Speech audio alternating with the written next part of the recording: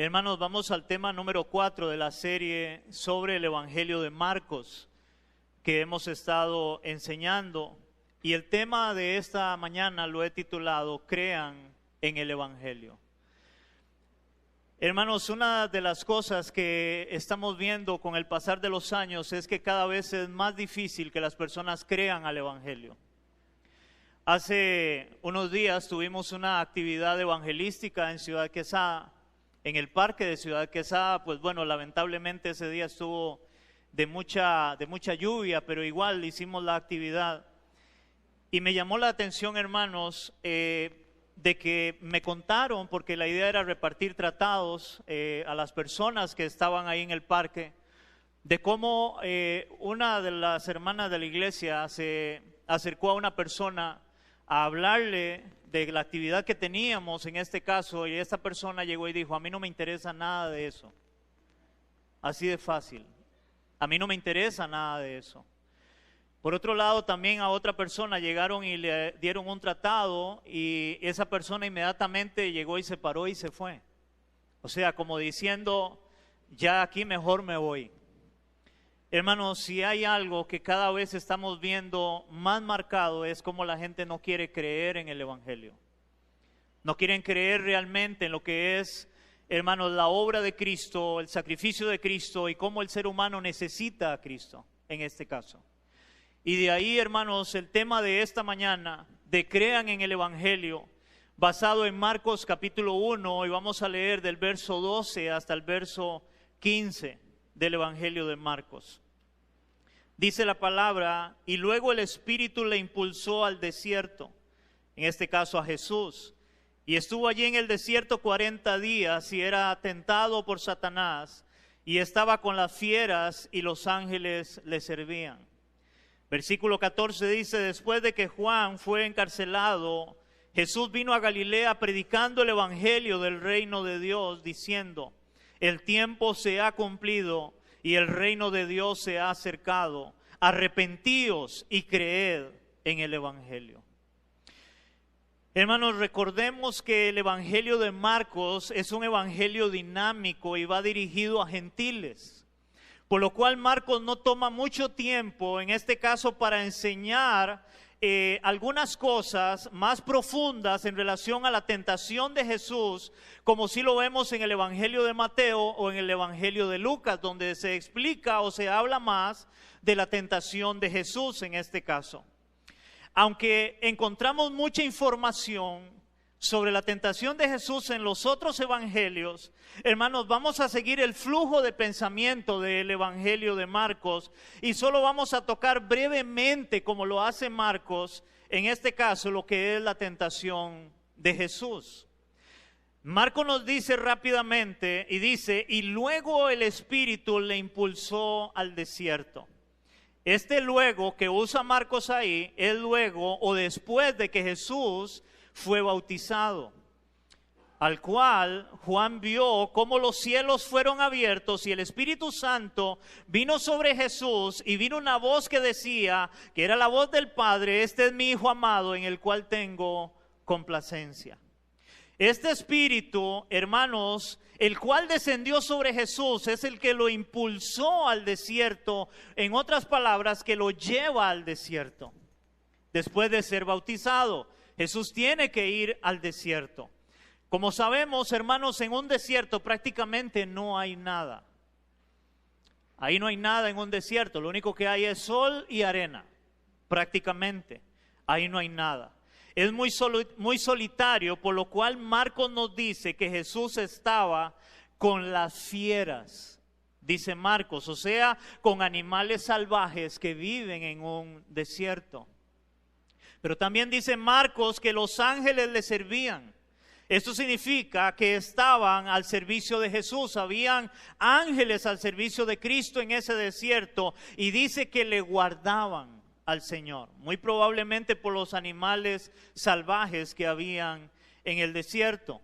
Dice que Jesús estuvo 40 días en el desierto y era tentado por Satanás. O sea, estamos hablando de mes y una semana más o menos, entendiendo que un mes tiene 30 días y hablamos de 40 días, fue mes y una semana aproximadamente que Jesús estuvo en este desierto y era tentado por Satanás. Ahora, yo no sé cuántos de ustedes se han preguntado por qué tuvo Jesús que ser tentado en el desierto. ¿Por qué tuvo Jesús que ser tentado en el desierto?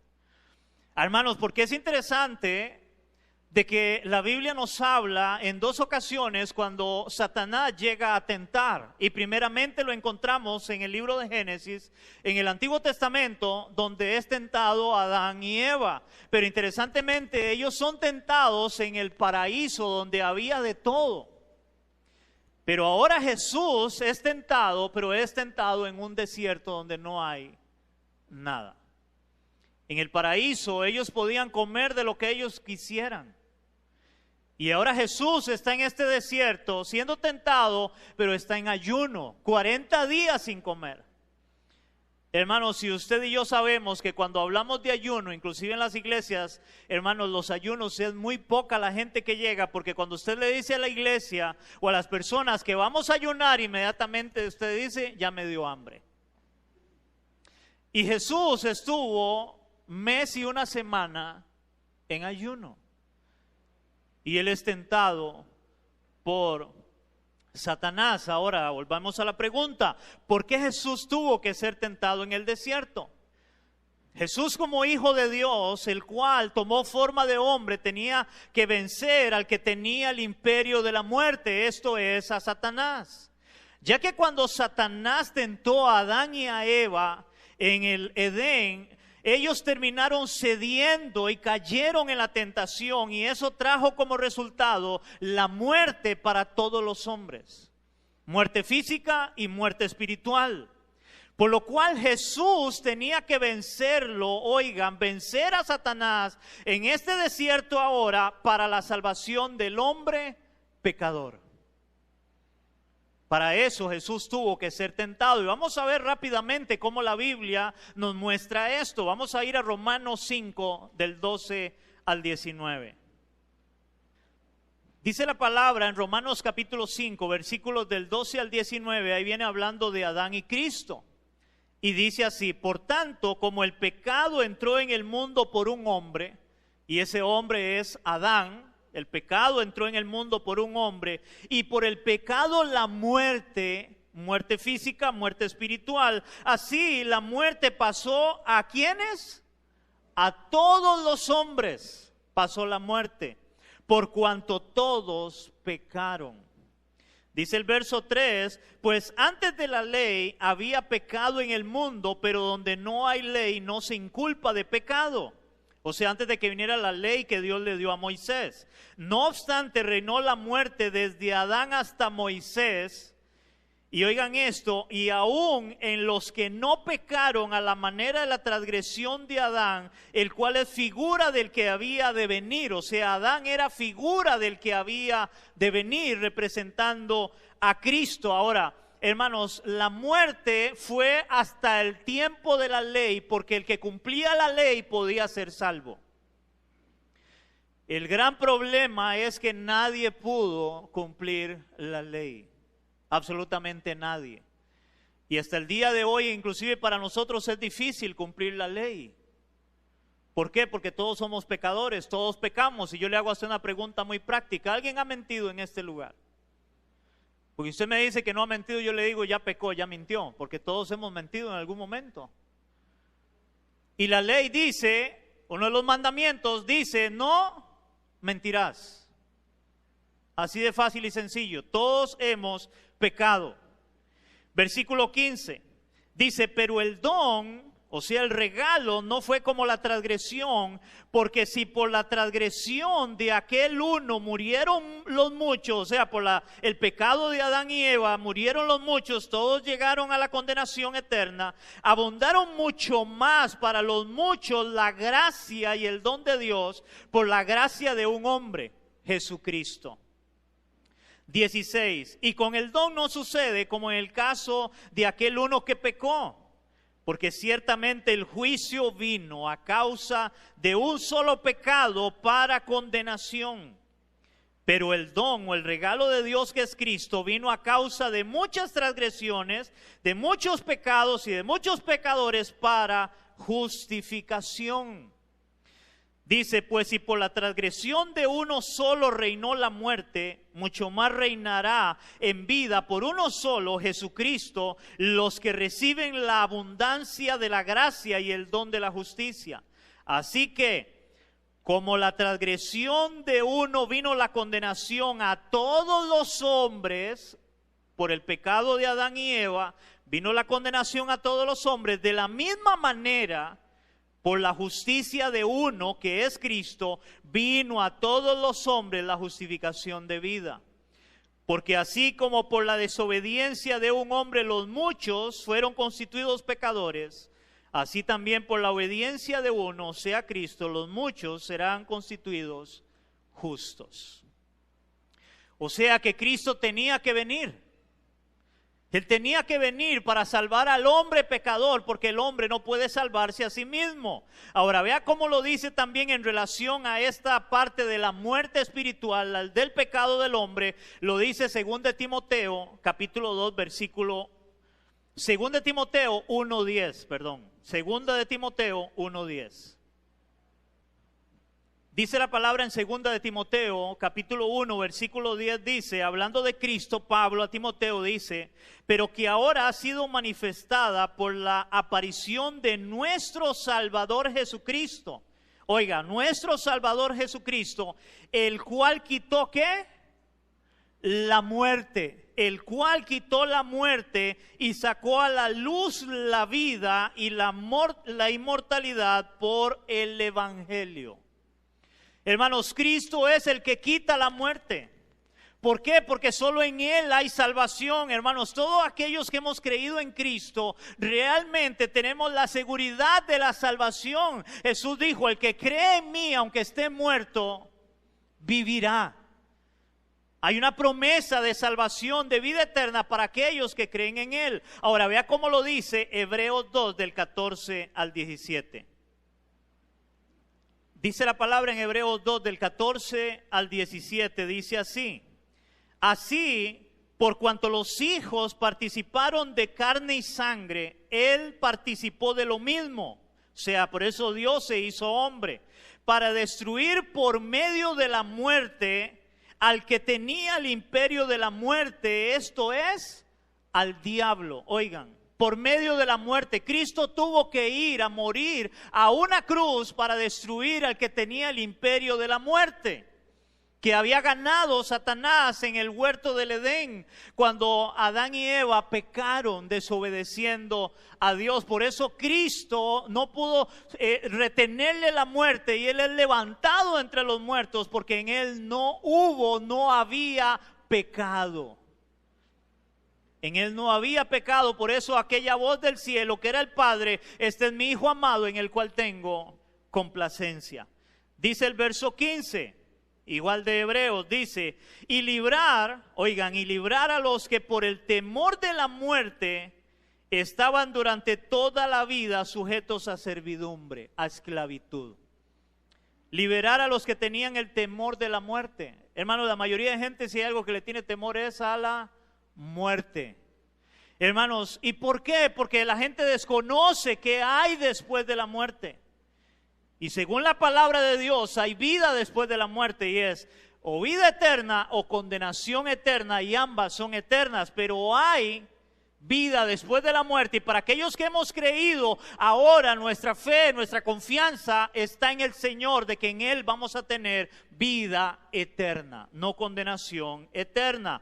Verso 16, porque ciertamente no socorrió a los ángeles, sino que socorrió a la descendencia de Abraham, por lo cual debía ser en todo semejante a sus hermanos, para venir a ser misericordioso y fiel sumo sacerdote en lo que Dios se refiere, para expiar los pecados del pueblo. Para expiar es quitar, anular o tapar, significa expiar, expiación. Para quitar los pecados del pueblo. Hermanos, por eso Jesús tuvo que vencer a Satanás en el desierto al ser tentado, ya que Él no cayó en la tentación. Ahora, al Jesús poder vencer la tentación y salir victorioso de ella, puede ayudarnos a nosotros en nuestras debilidades, ya que todos nosotros como creyentes somos tentados a causa de nuestra concupiscencia, o sea, nuestros deseos carnales, como lo muestra la palabra en Hebreos 2:18. Vea cómo lo dice Hebreos 2:18, dice la palabra: pues en cuanto él mismo padeció siendo tentado, es poderoso para socorrer a los que son tentados. Hermanos, porque todos somos tentados, todos somos pecadores. Por eso necesitamos a Cristo en nuestras vidas. ¿Hay alguien en este lugar, hermano, que se ha tentado y dice: pastor, yo soy tentado por el pecado? Todos somos tentados por el pecado. Ahora, esto nos deja algo bien claro, hermanos, a cada uno de nosotros. Número uno, si Jesús fue tentado, ningún cristiano está exento de la tentación. Hermano, si Él siendo Dios fue tentado por Satanás, hermano, eso significa que ninguno de nosotros está exento de la tentación. Todos vamos a ser tentados. Ahora, también debemos de aclarar que la tentación no es pecado. Hermano, el hecho de que usted sea tentado no es pecado. Jesús fue tentado. La diferencia fue que Él no pecó. Él no cayó en la tentación. Algo que sí hicieron Adán y Eva al tomar el fruto prohibido cuando Satanás les tentó, y a raíz de eso entró la muerte, entró el pecado en el ser humano. Ahora, igual nosotros, aunque la tentación no es pecado, pero si nosotros caemos en la tentación, entonces sí nos convertimos en pecadores, en este caso cayendo en el pecado a la manera de Adán. Por lo tanto, hermanos, nosotros debemos de acercarnos. Óigame lo que le voy a decir. Acércate y vuélvete a Cristo.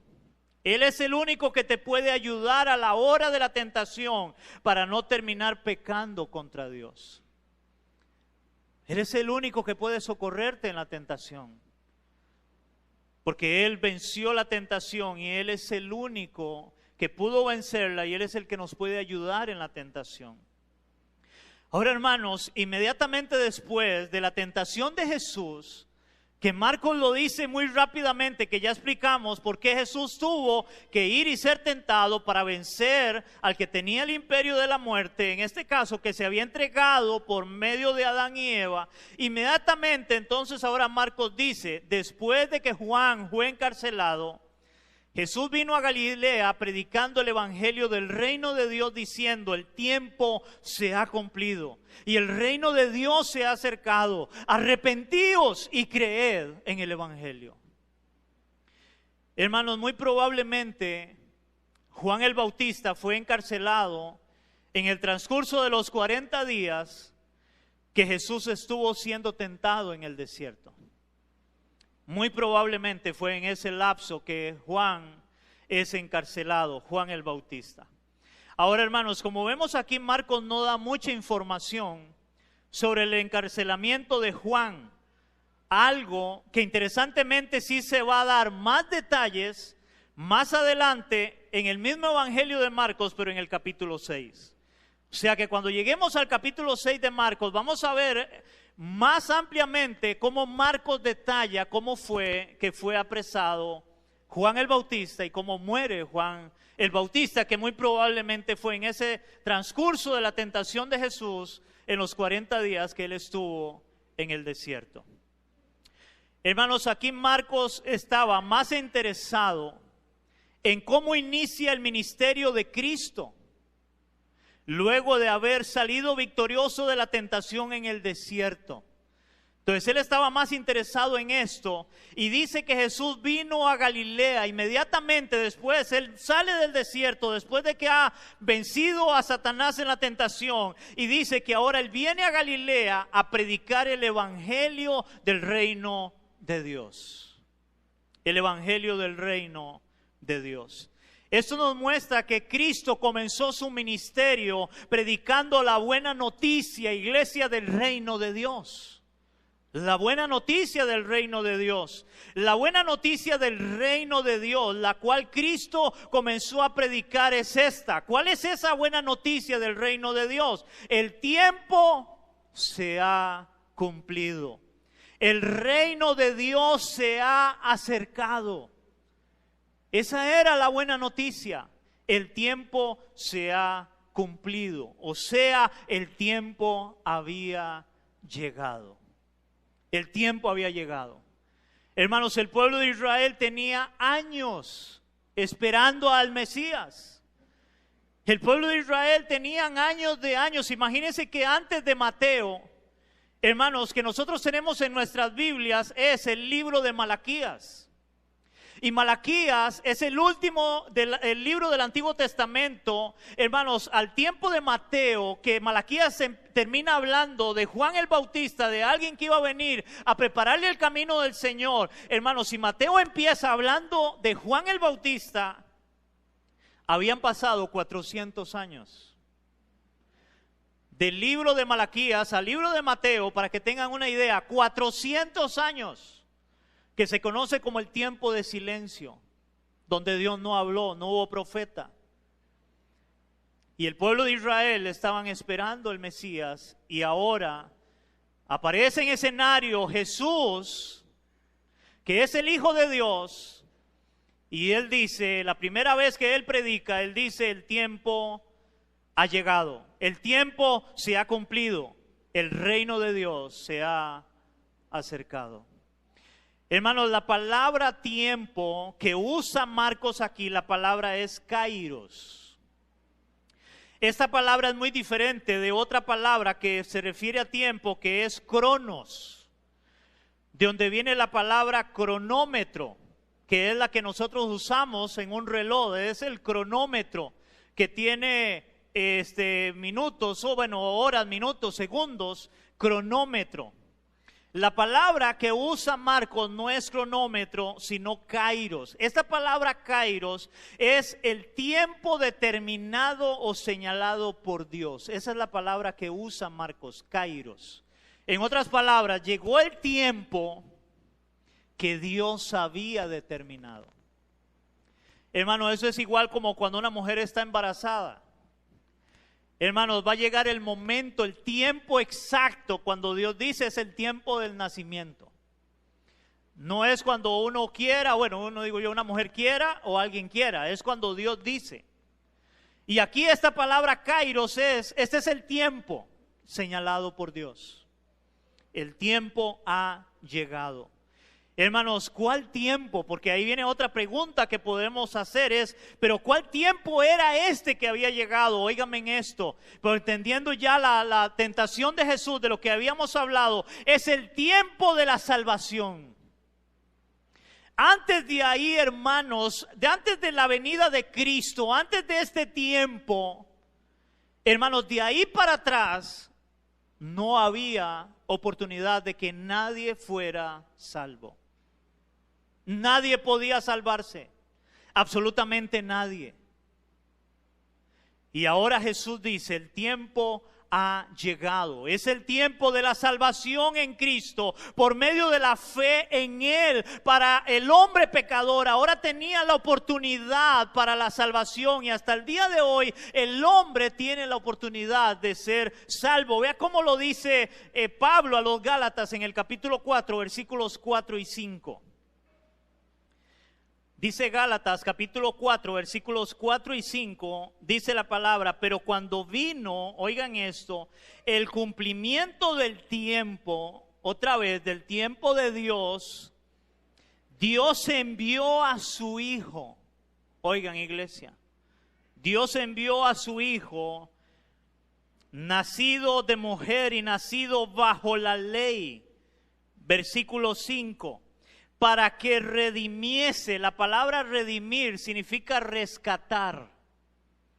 Para que rescatara, para que redimiese a los que estaban bajo la ley. ¿Por qué bajo la ley, hermanos? Porque la ley era la que podía hacer a alguien que fuera salvo o que no fuera salvo. ¿Cómo era que podía ser salvo bajo la ley? Cumpliendo la ley. Pero como ya lo dijimos antes, nadie puede cumplir la ley, ni pudo cumplir la ley. El único que cumplió la ley es Cristo. Él cumplió la ley. Él nunca pecó, no hubo pecado en él. Dice el verso 5, otra vez leámoslo, para que redimiese a los que estaban bajo la ley, a fin de que recibiésemos, oigan, la adopción de hijos. Hermanos, Cristo vino en el tiempo señalado por Dios y había llegado el tiempo para la salvación del hombre por medio de Cristo, pero ahora aquellos que le han entregado su vida a Cristo de verdad, que se han vuelto a Cristo de verdad, reciban, dice Pablo en Gálatas, la adopción de hijos. Y poder decir, como lo decimos los que hemos creído en Cristo, ahora somos hijos de Dios. Solo aquellos que realmente han creído en Jesús como Señor y Salvador de sus vidas, ahora son adoptados como hijos de Dios. Había llegado el cumplimiento, había llegado el tiempo para la salvación del hombre. Hermanos, si es que el hombre, óigame en esto, el hombre no puede salvarse a sí mismo de ninguna manera. Hermanos, no hay forma de que el hombre pueda salvarse a sí mismo de ninguna manera. Yo siempre el ejemplo que pongo es este. Imagínese usted, hermano, yo no sé cuántos han visto eso, les gusta andar en jet ski. Entonces, imagínese usted, hermano, que usted se mete a mar adentro, no sé cuántos kilómetros más adentro en jet ski, y usted sin salvavidas, y usted no sabe nadar. Y resulta usted que se le vuelca el jet ski. La pregunta es, ¿cómo va a poder salvarse?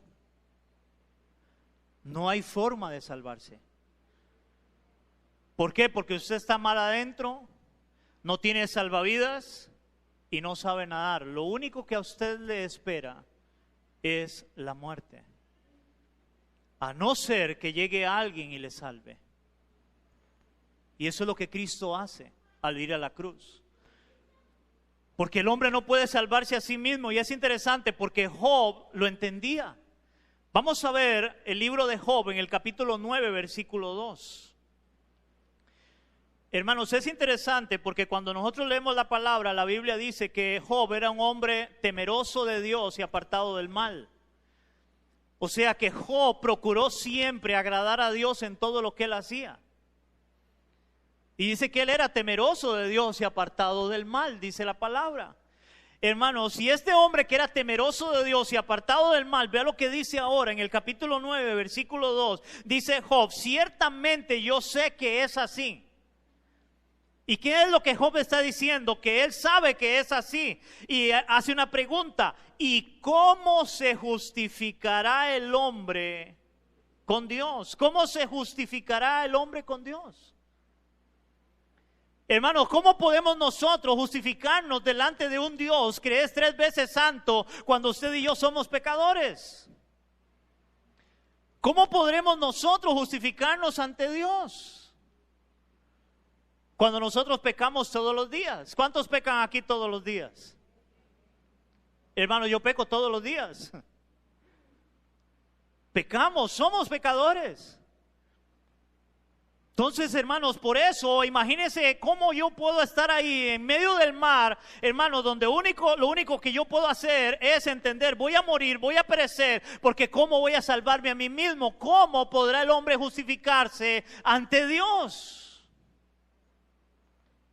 ¿Cómo podrá el hombre justificarse ante Dios? Ahora, hermanos, aunque el hombre no podrá justificarse a sí mismo delante de Dios, hermanos, el hombre equivocadamente, y óigame en esta palabra, equivocadamente quiere justificarse de delante de Dios o acercarse a Dios a través de, y estos son los medios que el hombre quiere usar para justificarse a sí mismo, creyendo que por medio de esto él puede salvarse. Y recuerden la pregunta, ¿cómo podrá el hombre justificarse delante de Dios si el hombre es pecador? Y muchos creen que pueden salvarse a través de la religión. Hermanos, por eso hay tantas religiones. Yo no sé cuántos de ustedes se han preguntado por qué hay tantas religiones. Ustedes saben que la mayoría de las religiones, hermanos, lo que enseñan es una salvación por obras.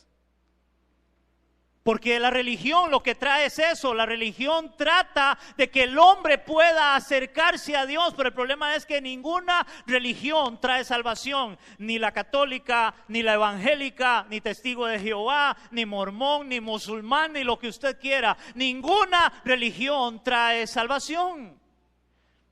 Y la gente cree que a través de una religión el hombre puede ser salvo. Pero la Biblia no nos muestra que a través de una religión el hombre pueda salvarse. La segunda cosa que los hombres utilizan para querer justificarse en delante de Dios, para salvarse, son las buenas obras, que inclusive es lo que muestran la mayoría de las religiones. Las buenas obras. Hermanos, la gente cree que cuando hace algo bueno por ayudarle a un indigente o darle a alguien que se le quemó la casa o a alguien que no tiene que comer, hermano, ya es bueno y entonces ya puede ser salvo. Hermanos, ahora seamos realistas, eso es el orgullo que hay en nuestro corazón. Hermano, ¿usted alguna vez le ha ayudado a alguien que de verdad tiene necesidad? Hermano, si usted lo ha hecho, yo le hago una pregunta y sea sincero, ¿cómo se siente uno? ¿No se siente bien? Aunque usted, hermano, no lo diga, usted dentro de usted mismo no se dice, qué bueno que soy, qué carga que soy. ¿Verdad que sí? Y ese es el orgullo que hay en nosotros. Porque nadie es salvo por obras. Yo me acuerdo recién convertido, yo le prediqué a un compañero de trabajo, le hablé de Cristo.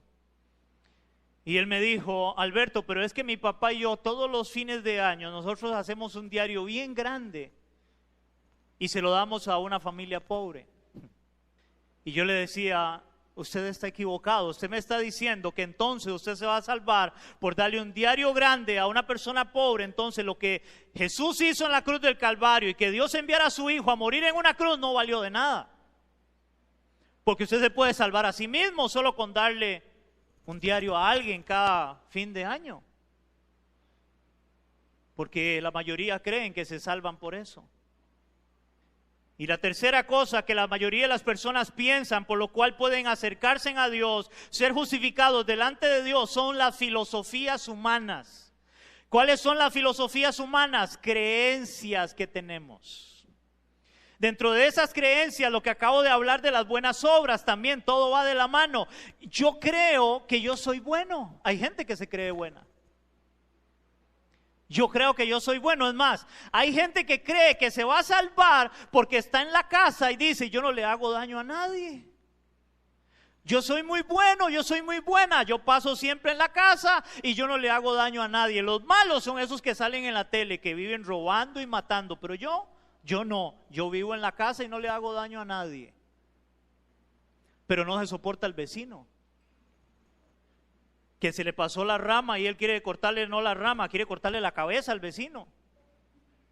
Pero no le hace daño a nadie, y eso son filosofías humanas. ¿Por qué? Porque se creen buenos, hermanos, y de ahí hasta el día de hoy, por eso cuando yo voy a un funeral, hermanos, todos los que se mueren son buenos. Porque la gente empieza a ver obras, algo que hizo bueno y creen que eso borra todo.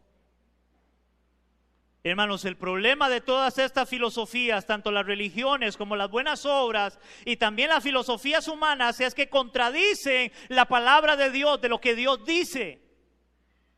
Porque vamos a ver qué es lo que Dios dice. Vamos a ver Romanos capítulo 3, versículos del 9 al 12. Dice la palabra en Romanos capítulo 3, versículos del 9 al 12, dice la palabra, ¿qué pues? ¿Somos nosotros mejores que ellos? Está hablando el apóstol Pablo. Y dice Pablo, en ninguna manera, pues ya hemos acusado a judíos y a gentiles que todos están, oigan, bajo pecado, absolutamente todos, porque todos hemos pecado. Y Pablo dice, judíos y gentiles, todos iguales están bajo pecado, todos hemos pecado. Los judíos se creían muy santos porque ellos tenían la ley de Dios, pero Pablo en los primeros capítulos les dice, no, ustedes son pecadores también. Y ni qué hablar de los gentiles, igual que la mayoría tenían otros falsos dioses, adoraban a falsos dioses. Y entonces Pablo dice, ya hemos acusado a todos, tanto judíos como gentiles, que todos están bajo pecado. Como está escrito, dice Pablo, no hay justo ni aún uno. ¿Cuántos justos hay? Ni aún uno.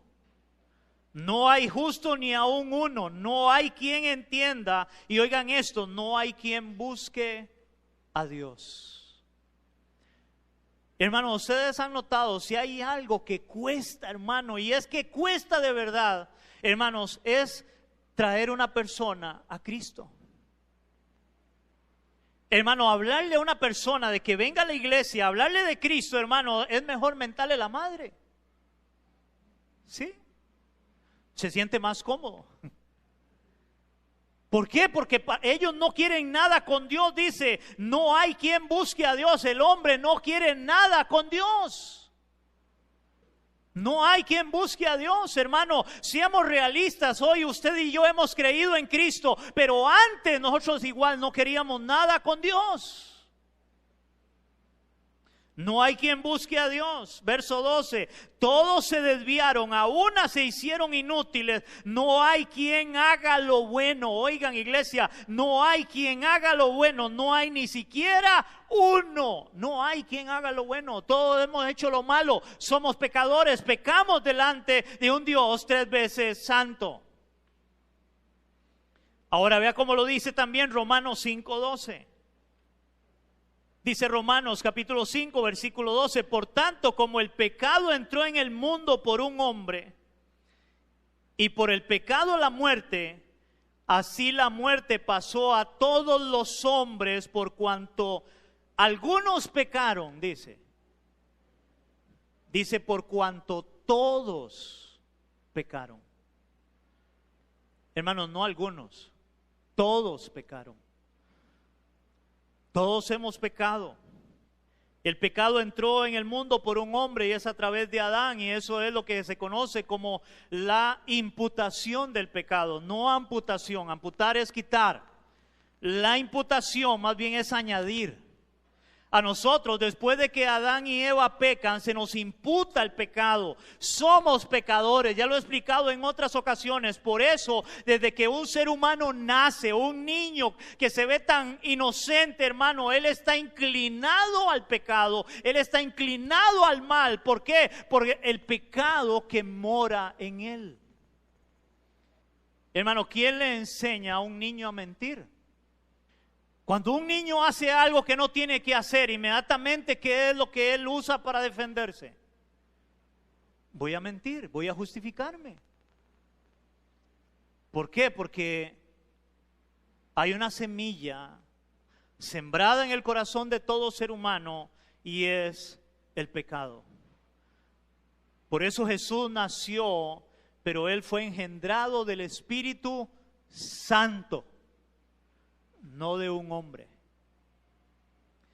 Pero nosotros todos hemos nacido de la relación sexual de un hombre y una mujer, y desde Adán y Eva hasta el día de hoy traemos un gen, una semilla, y es de pecado, por cuanto todos pecaron. Ve lo que dice Romanos 3:23. En relación a este pecado, Romanos 3:23 dice, y por cuanto todos pecaron, están destituidos de la gloria de Dios. No es que van a estar, están destituidos de la gloria de Dios, por cuanto todos han pecado o hemos pecado. Hermanos, pero bendito sea nuestro Dios y la gloria sea para Él, que llegó el tiempo para la salvación del hombre pecador. Llegó el tiempo de la salvación del hombre pecador a través de Cristo. Pero no solo se había cumplido el tiempo, sino también dice Marcos, hablando Jesús, el reino de Dios se ha acercado. El reino de Dios se ha acercado. Hermanos, recordemos que el pueblo de Israel esperaban un libertador, el cual vendría a ser rey sobre Israel por la promesa hecha al rey David. Pero Cristo no vino, por lo menos en esa primera venida, para gobernar, sino como siervo para servir y dar su vida en rescate por el pecador, por usted y por mí. Pero si podemos ver, hermanos, en todo el Evangelio de Marcos, cómo realmente el reino de Dios por medio de Cristo se había acercado a los hombres. ¿Cómo podemos ver la realidad de lo que Jesús estaba diciendo? Que dice el Evangelio de Marcos, el reino de los cielos se ha acercado. Hermanos, porque empezaron a suceder a través de Cristo cosas que nunca antes habían sucedido. Nunca antes habían sucedido. Hermanos, si aún el mundo se divide en un antes y un después de Cristo. Cosas que nunca antes habían sucedido, como por ejemplo, dice la palabra, hermanos, que al ver la manifestación de demonios, y estos demonios decían, este es el Hijo de Dios, este es el Santo de Dios. O sea, nunca antes se había dado eso, de cómo cuando Jesús predicaban, llegaban endemoniados. Y estos endemoniados decían, tú eres el Hijo de Dios, tú eres el Santo de Dios, ¿qué tienes con nosotros? Eso nunca había sucedido. Nunca había sucedido tampoco de que, hermanos, Jesús podía decir a un hombre, a una persona, hermano, tus pecados te son perdonados. Porque solo Dios puede perdonar pecados. Y Jesús perdonaba pecados, porque solo en Él hay perdón de pecados. Y Él es Dios. Hermanos, nunca antes se dieron tantos milagros extraordinarios como los muestra todos los evangelios. Milagros, hermanos, increíbles, donde Jesús le habla a un hombre después de 4 días de muerto que ya olía mal y le dice, Lázaro, ven fuera. Y se levantó.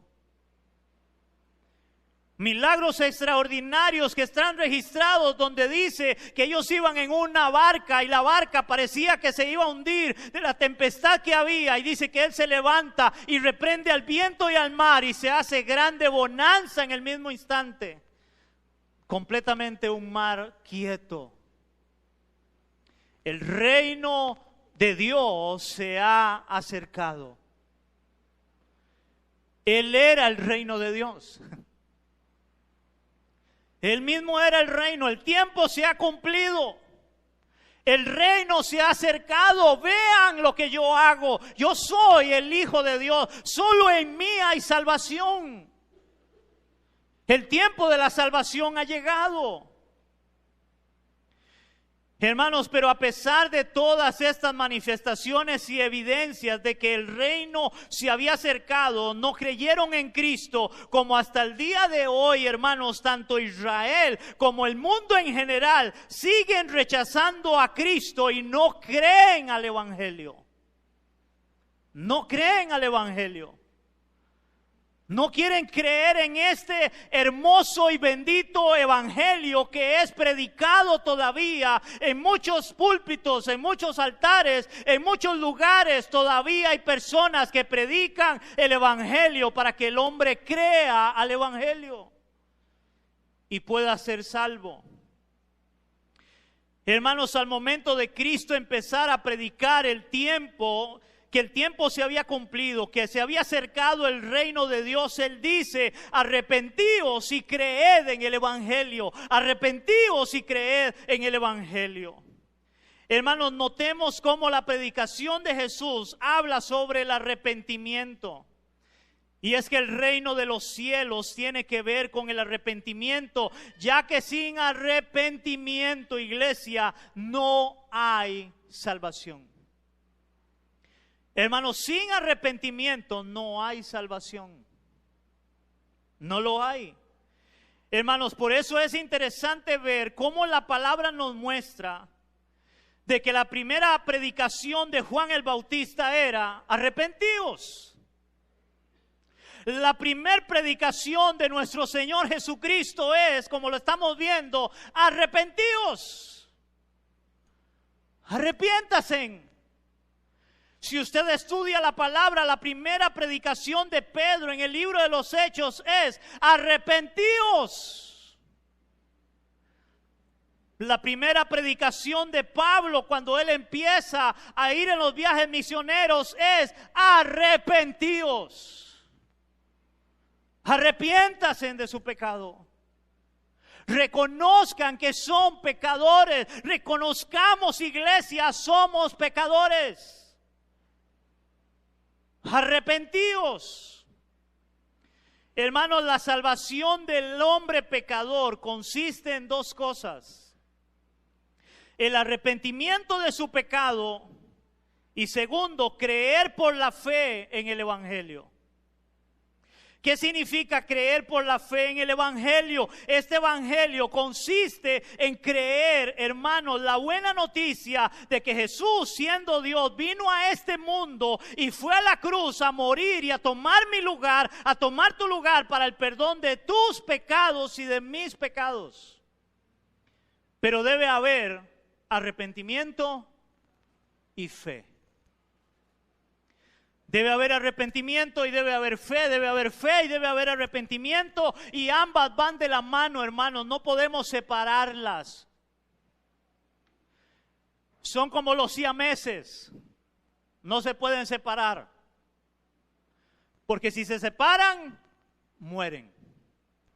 Fe y arrepentimiento, arrepentimiento y fe para salvación. Hermanos, por eso la predicación de Jesús era: arrepentíos y creed en el Evangelio. Arrepentíos y creed en el Evangelio. Y hasta el día de hoy, hermanos, esa debe seguir siendo la columna vertebral de la predicación. Arrepentíos y creed en el Evangelio. Arrepentíos y creed en el Evangelio. Ya que un evangelio, hermanos, sin arrepentimiento es un falso evangelio o un evangelio a medias. Y lamentablemente hoy en día solo se le dice a las personas: crean en Jesús para que sean salvos, sin hablar de arrepentimiento. Hermanos, de ahí la gran cantidad de personas que hoy están en una iglesia y profesan ser creyentes o creer en Cristo, pero sin frutos de un verdadero arrepentimiento. O sea, no hay un cambio de vida. Solamente van a una religión más, a una iglesia, y por eso dijimos antes: nadie es salvo por una religión. Porque la religión no cambia a nadie, la religión no salva a nadie, pero la Biblia enseña que Jesús cambia vidas, Jesús trae salvación. Tú necesitas a Jesús, tú necesitas creer al Evangelio, tú necesitas arrepentirte de tu pecado y volverte a Cristo por la fe en arrepentimiento. Hermano, por lo cual yo te pido hoy, con eso termino: vuélvete a Cristo. Vuélvete a Cristo en arrepentimiento y fe. Vuélvete a Cristo en arrepentimiento y fe. El tiempo ha llegado. El tiempo ha llegado. Solo en Cristo hay salvación. Por favor, mi amado que me escucha, crea al Evangelio. Crea al Evangelio. Solo en Cristo hay salvación. Y tú necesitas a Cristo.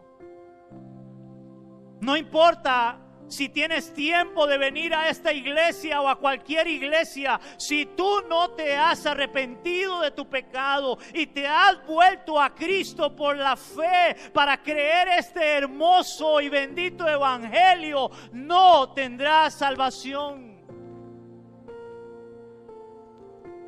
El tiempo se ha cumplido. Arrepentíos y creed en el evangelio. Por favor, cree en el evangelio. En él hay salvación. Padre, te damos gracias en esta mañana, Señor. Gracias, Dios, por tu palabra, porque es tu palabra la que habla a nuestras vidas, a nuestros corazones. Señor, ojalá que hoy salgamos de este lugar confrontados por tu palabra, entendiendo, Señor, que debemos de creer al evangelio. Señor, que necesitamos creer al evangelio y entender que solo en Jesús hay salvación. Y que ha llegado el tiempo, como tú lo dijiste, ha llegado el tiempo. Es el tiempo para la salvación de todo hombre pecador. Es el tiempo de la salvación en Cristo. Señor, que tú seas a través de tu palabra, a través de tu Espíritu Santo, hablando y ministrando los corazones para que venga un verdadero arrepentimiento y una verdadera fe que dé fruto y evidencia de esa nueva vida en Cristo, Señor. Esto te lo pedimos en el nombre de Jesús.